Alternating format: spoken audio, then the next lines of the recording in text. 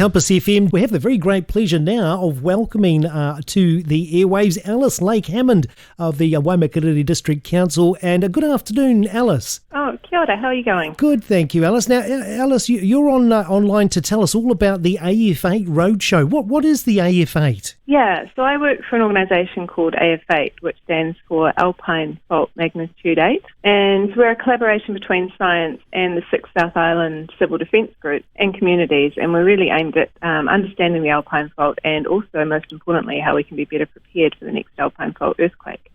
So, Alice, now, why is this work so important? So important. I'm having trouble with my teeth. And why should we be concerned about the Alpine Fault? Yeah, so the Alpine Fault is it's probably the South Island's largest natural hazard. It's a collective hazard in that it stretches for about 400 k's. The straight line part does all along the sort of western side of the Southern Alps there.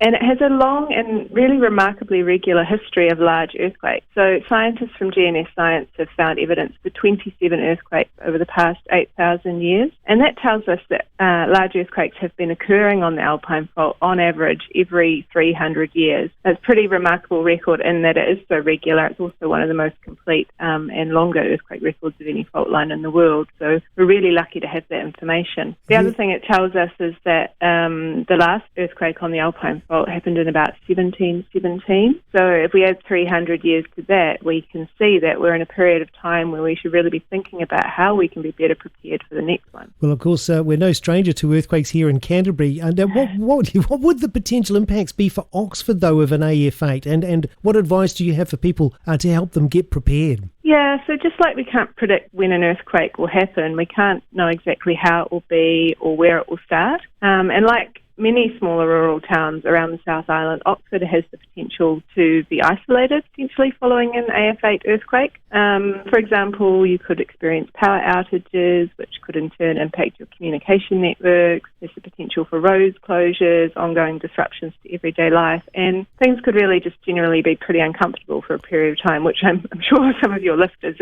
are probably more of an expert on that than I am even. But Canterbury is certainly no stranger to earthquakes.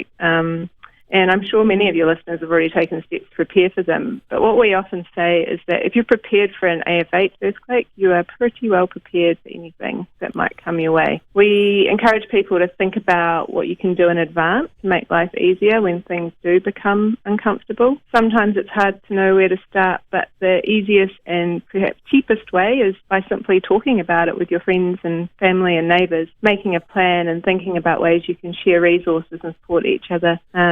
In the event that something does happen or when it does happen. Anything we do now will make a difference for the future. Yes, of course, any planning now. And of course, I always say to people, what is a good idea whenever you, we've moved a couple of times, but whenever you move to a new location, it's always a good idea, introduce yourself to your neighbours, just so that if you know them by name and they're not afraid to give you a call or ask for help, vice versa, we can all help each other in that regard. So Alice, where can people find more information to assist them with this preparation?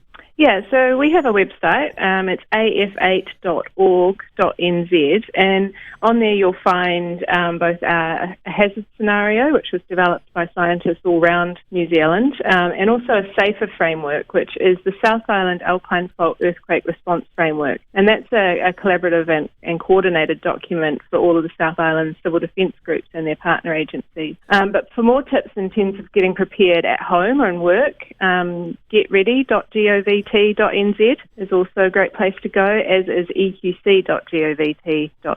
They have some great tips on quake safe in your home. And we're actually going to be in Oxford next Tuesday, hosted by the Canterbury Emergency Management Group. We'll be at the Oxford Town Hall at 7 p.m. for a public science talk. I believe Professor Tom Wilson from the University of Canterbury will be joining us for that.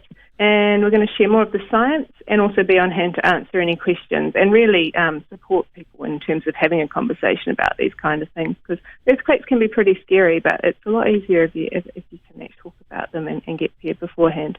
I should also say that it's a free event and everyone's welcome to come. Oh, that sounds fantastic, Alice. Thank you so much for your time this afternoon. Alice Lake Hammond of the AF8 Roadshow on behalf of the Waimakariri District Council. Get down to Oxford next Tuesday. Thank you, Alice, for coming online today. Thanks so much. Great to have you. Have a great weekend. Thanks, Alice, at Compass FM.